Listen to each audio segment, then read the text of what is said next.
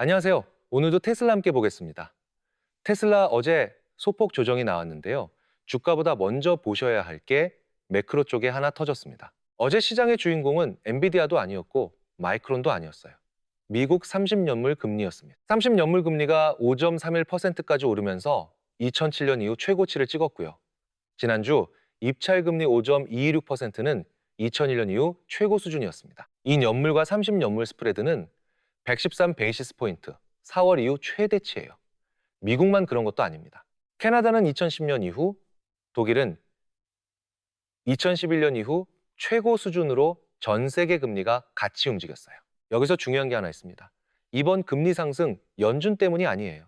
오히려 지표는 나쁘게 나왔거든요. 소매 판매는 1년여 만에 최대폭으로 감소했고, 고용은 예상 밖으로 줄었고, CPI는 예상 수준이었습니다. 그래서 9월 동결 가능성이 60% 이상까지 올라간 상황이에요. 금리가 올라갈 이유가 없었다는 겁니다. 그런데 장기물만 튀어올랐어요. 이건 시장의 연준보다 재정 적자와 채권 공급, 인플레이션을 더 걱정하기 시작했다는 뜻입니다. 그 배경에 뭐가 있냐? AI가 있어요. AI 시대의 첫 스테이지는 GPU였고, 이어서 HBM, 전력, 데이터 센터, 광통신으로 넘어왔죠. 그리고 지금 부족한 건 돈입니다. 자본이 부족한 거예요. 그래서 빅테크가 바뀌었습니다.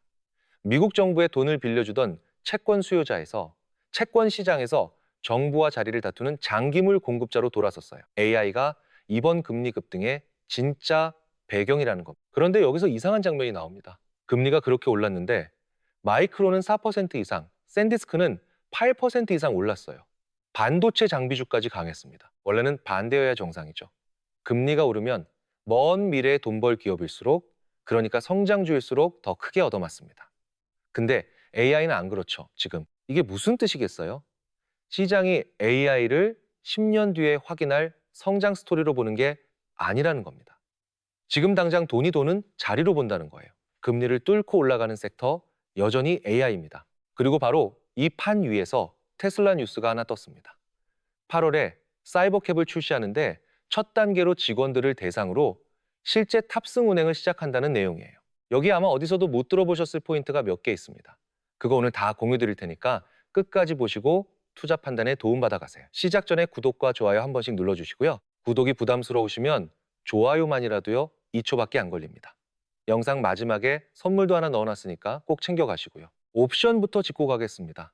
아랫단에서부터 단기 콜옵션 깔려 있고 단기, 중기, 장기 전부 윗방향 보고 있어요. 주가가 너무 싸지니까 단타 물량까지 들어왔다고 말씀드렸었죠. 그래서 지금 340달러 부근에서 단기 콜옵션 물량이 한 차례 차익 실현하고 나가는 구간이고요. 이 물량만 잘 소화해내면 370달러까지는 열려있는 상방 구조입니다. 이런 건 제가 매일 본장 전에 텔레그램 봇으로 디테일하게 공유드리고 있어요. 제 로직 그대로 넣어둔 거라 매매하시는데 어렵진 않으실 겁니다. 조금 더 뜯어보면 340달러라는 라인, 이거 그냥 숫자가 아니에요.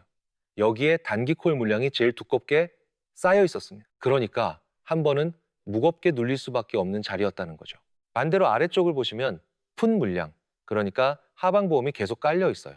위에서 단기 물량이 정리되는 동안 밑에서 받치는 물량은 안 빠지고 있다는 겁니다.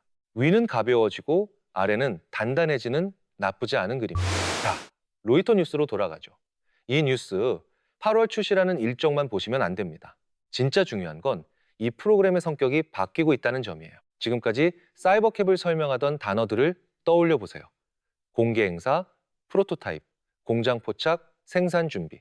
전부 아직 안 굴러가는 차의 언어였습니다. 그런데 직원들이 실제로 타기 시작했다면 평가 기준 자체가 달라져야 해요. 차량이 존재하느냐가 아니라 실제 서비스 루프 안에서 얼마나 안정적으로 돌아가느냐, 이걸 확인하는 단계로 넘어간 겁니다. 직원부터 태운다는 것도 오히려 현실적이에요. 완전 자율주행을 처음부터 불특정 다수에게 열기보다 내부 사용자로 호출과 배차, 승하차, 원격 지원, 차량 회수, 충전, 청소, 예외 상황 대응까지 운영 전반을 검증하는 게 맞죠. 자동차 한 대를 잘 만드는 문제하고 수백 대의 무인 차량을 서비스로 굴리는 문제는 완전히 다른 문제입니다. 테슬라가 이번 단계에서 얻는 건 주행 데이터만이 아니에요.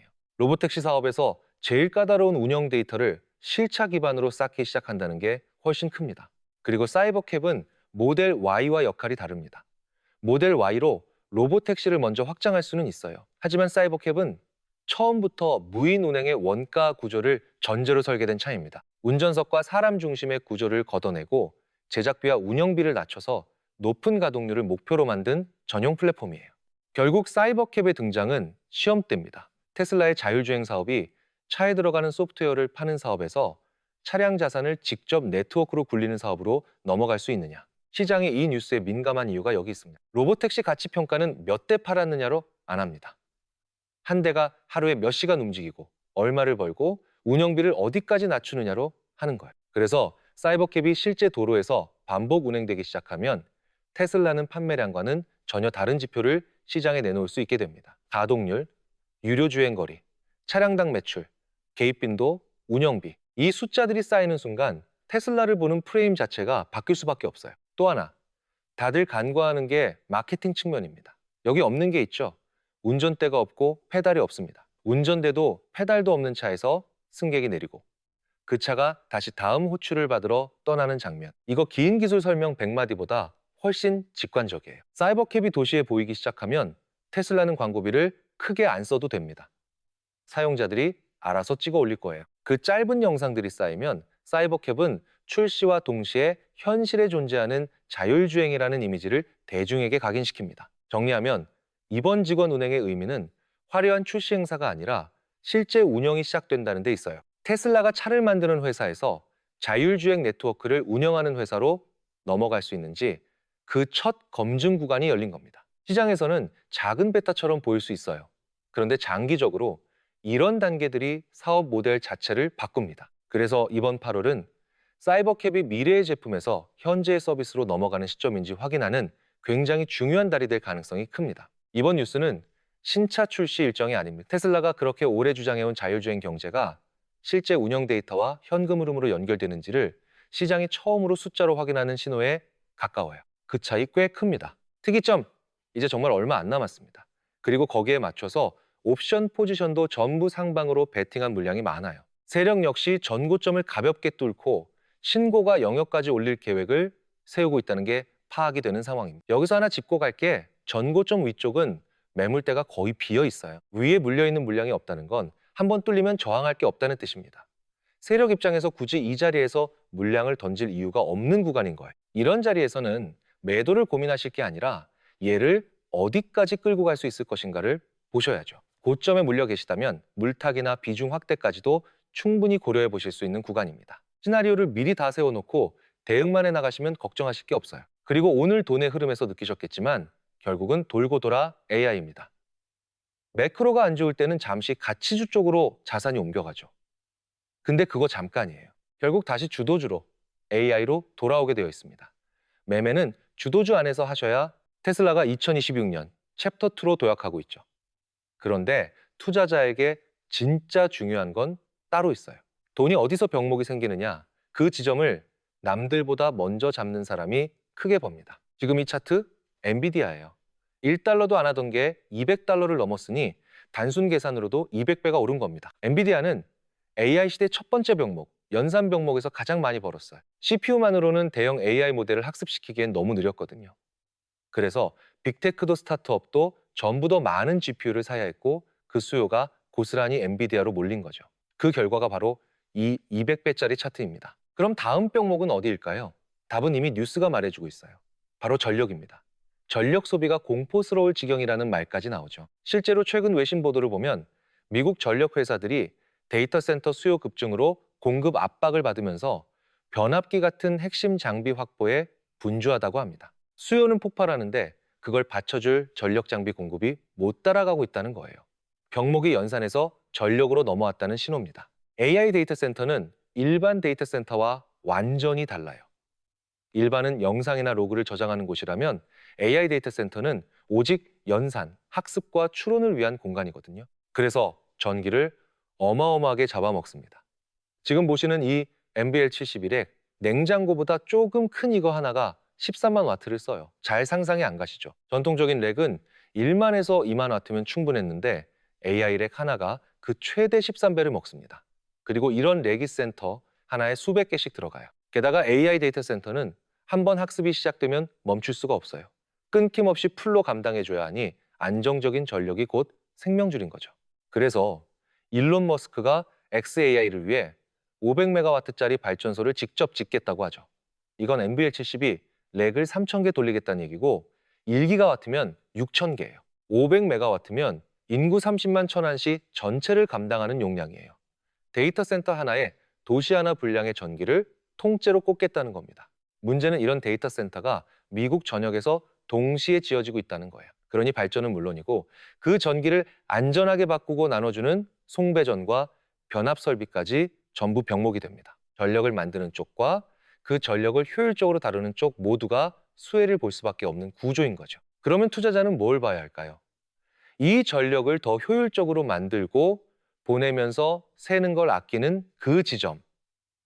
바로 거기서 다음 주인공이 등장합니다. 기존엔 변압기, 정류기, 인버터, 배전반을 여러 단계로 거쳤어요. 이걸 SST, 분산형 전자식 변압으로 하나의 플랫폼에 담으면 공간도 손실도 확 줄어듭니다. 전력 병목과 정확히 맞물리는 기술이죠. 특히 AI 데이터 센터처럼 전력 밀도가 높은 곳일수록 변환 단계를 줄이고 손실을 아끼는 이 기술의 가치는 더 커집니다. 같은 전기를 넣어도 더 많은 연산을 뽑아낼 수 있으니까. 정리할게요. 엔비디아가 연산 병목에서 벌었다면 다음 주인공은 이 전력 병목을 푸는 회사예요. 연산 병목이 엔비디아 200배를 만들었듯 전력 병목도 이제 막 시작되는 국면입니다. 그 회사를 남들보다 먼저 찾아두는 게 지금 우리가 할 일입니다. 제가 오래 눈여겨본 종목이 하나 있어요. 그런데 시총이 워낙 가벼워서 이름을 대놓고 밝히면 매수세가 몰려 수급이 꼬일 수 있습니다. 그래서 조용히 정리해서 나눠드리려고 해요. 방법은 간단해요. 지금 이 영상 하단에 링크가 하나 있습니다. 그 링크를 누르면 새 창이 하나 뜨는데 거기서 신청만 하시면 이 전력 병목 수혜주 자료를 받아보실 수 있어요. 우리는 살면서 수많은 기회를 그냥 흘려보냅니다. 엔비디아의 연산 병목이 그랬듯 이 전력 병목도 지나고 나면 무릎을 치게 될 자리예요. 이번엔 놓치지 마세요. 좋은 선택하셔서 수익 많이 챙겨가셨으면 좋겠고요. 끝까지 시청해 주셔서 감사합니다. 저는 내일 더 좋은 영상으로 찾아뵙도록 하겠습니다.